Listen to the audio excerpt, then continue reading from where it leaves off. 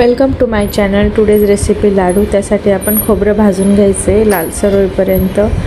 त्यानंतर थोडंसं तूप घेऊन त्यात रवा भाजायचा आहे. रवा पण लालसर होईपर्यंत फ्राय करायचं आहे.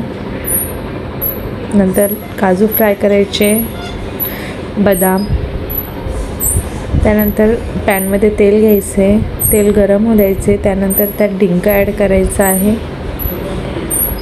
डिंक छान असं फुलतो तेलात. त्यानंतर तो काढून घ्यायचा आहे, बारीक करायचा आहे डिंक.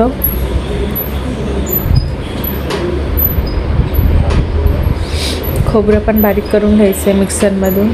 त्यानंतर रव्यात ड्रायफ्रूट्स पावडर, बारीक केलेलं खोबरं, डिंक.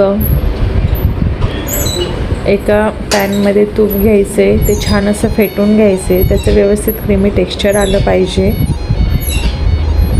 त्यात पिठी साखर ॲड करायची आहे. परत व्यवस्थित फेटून घ्यायचे, मिक्स करायचे सगळं मिश्रण.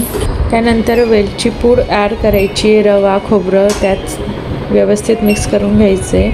नंतर क्रीमी टेक्स्चर रेडी झाल्यावर ते त्यात ॲड करायचं आहे. तूप आणि पिठी साखर मिक्स केल्यामुळे त्याची वेगळीच टेस्ट येते लाडूला. व्यवस्थित सगळं मिक्स झाल्यानंतर आपण त्याचे लाडू वाळू शकतो. व्हिडिओ आवडल्यास please like and subscribe. Thank you guys.